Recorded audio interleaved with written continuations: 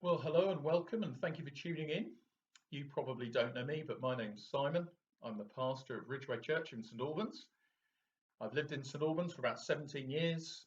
My children attended Beaumont School, and my wife has been a GP practice nurse in the area for much of that time. I originally trained for Christian ministry at a Church of England Bible College in London. Just a couple of things about our church. Ridgeway Church started properly about 12 years ago.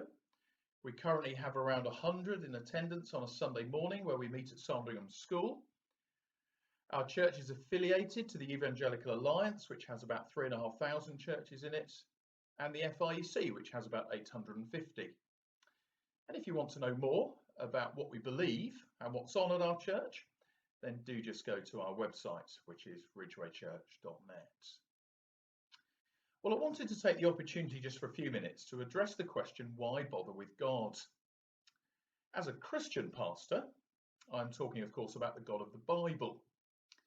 And I take it that if you're watching this, then maybe that's a question that you're asking. It's certainly an intriguing question, isn't it? Especially when we live in a day and age when so many people don't bother with God. Never before have there been so many who identify as either atheist or agnostic, and maybe you're one of those. So why do I, and lots of others, it has to be said, think that we should bother with God? Well, let me suggest three reasons. Firstly, because we need an explanation. We need an explanation. And we need an explanation about two things in particular. Firstly, why does anything exist? Why is there something rather than nothing? The current best description of how everything came into being is, of course, the Big Bang. But who or what made that happen? Because surely nothing cannot become something all by itself, can it? And then there's another question. Why is everything the way that it is? Why is it ordered and regular and describable by laws of nature? Why is it a cosmos rather than the chaos? And why is any part of the universe so finely tuned that it can support life? The scientists tell us that there are an unbelievable number of parameters that need to be just right for that to be so. Arno Penzias is a Nobel Prize-winning physicist. He's one of the guys who discovered the background radiation that became one of the key evidences for the Big Bang. And he once said this: "The best data we have are exactly what I would have predicted had I nothing to go on but the Bible." It's interesting, isn't it? Atheism, of course, really has no answers to those why questions, except to say that it just is, because that's not really an explanation, is it? Well, the Bible, by contrast, begins this way. Genesis chapter 1, verse 1, "In the beginning God created the heavens and the earth." And that's why in another place the Bible can say, "The heavens declare the glory of God." Carved into the heavy wooden doors of the Cavendish lab at the University of Cambridge is an inscription. It's taken from Psalm 111 in the Bible, and it says this: "Great are the works of the Lord. They are pondered by all who delight in them." Why bother with God? Well, firstly, because we need an explanation. But secondly, because we need to know that we matter. We need to know that we matter. You see, if you think about it, if we're nothing but atoms and molecules, and the product of time, chance, and random processes, then human beings are not any more valuable than anything else, are they? I mean, let me explain. We know that everything in the universe is made from the same few chemical elements. There are around 100 of them. But of course, that goes for us too, doesn't it? We're made of the same stuff as everything else. If you're interested, we are approximately 65% oxygen, 18% carbon, 10% hydrogen, 3% nitrogen, and then a few other chemicals in smaller amounts. The point is, we're not made of different stuff to everything else. So if that is all we are, then we can't be any more intrinsically valuable than anything else, can we? Whether it be a table, a bacteria, or even a brick. And not only is that rather depressing, I would suggest that's also really serious, because that means that the whole idea of human rights is rather illogical, isn't it? I mean, why should this particular bunch of chemicals have rights? And why should it be wrong to murder a bunch of chemicals? Does that make sense? Well, the Bible says that we are much, much more than just atoms and molecules.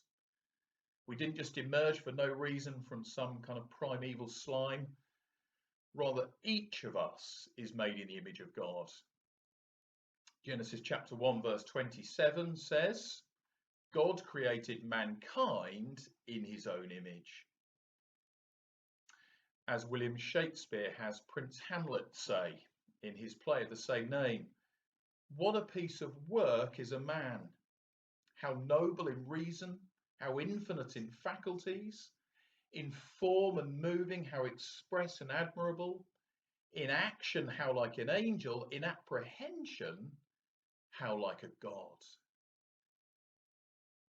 Christians believe that although we're made from the same stuff as everything else, we are very different from everything else, because the Bible says we have the very life of God breathed into us.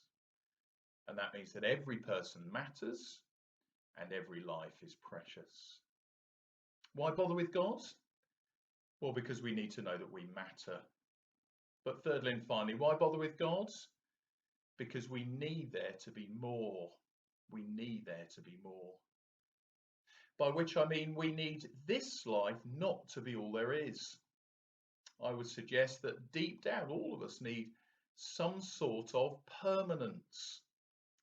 In other words, some kind of life after death to make all of this worth it. Because if you think about it, if death is the end of the story, then what's the point? I mean, what's the point of being kind rather than cruel if it's never going to matter? What is the point in cooking yet another meal, or washing the car again, or hoovering the lounge for the millionth time, when we could be dead tomorrow and then nothing, just oblivion?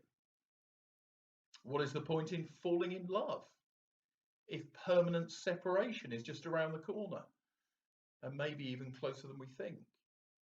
And what is the point in working hard for 50 years when in another 50 most people have forgotten all about us? I mean, what's the point? Leo Tolstoy was a Russian novelist and the author of War and Peace and Anna Karenina, amongst other works. And in his essay entitled A Confession, written in 1880, he wrote this: "My question, that which at the age of 50 brought me to the verge of suicide, was the simplest of questions lying in the soul of every man. A question without an answer to which one cannot live, as I found out by experience. It was, what will come of what I'm doing today, or shall do tomorrow? What will come of my whole life? Is there any meaning in my life that the inevitable death awaiting me does not destroy?" I wonder if you feel the weight of that question personally. Well, Christians very much believe that it doesn't need to be like that, because the Bible says that our Creator is the God of all hope. Why God of hope? Well, because of Jesus Christ. The Bible says that it is Jesus Christ who has opened up the future to us. Listen to Jesus' own words at the graveside of a friend to those in mourning. This is what he said: "I am the resurrection and the life. The one who believes in me will live even though they die, and whoever lives by believing in me will never die." Do you believe this? Well, I don't know if you believe this, but there are over 1 billion people across the world today who do. And for them, this isn't it. This is just the cover and title page, just the beginning of the story. And after this, every page turned is better than the one before.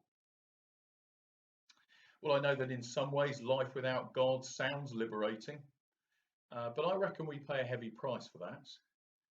Why bother with God? We need an explanation. We need to know we matter, and we need there to be more. Well, I'd love to know what you think about all of that. You could always open a Bible and read it for yourself, of course. There's a reason why it's the best-selling and most read book of all time. But if you'd like to talk them through further with me, I would love that. So do get in touch. You can do that via the Ridgeway Church website. But for now, the Lord bless you, and thank you for listening.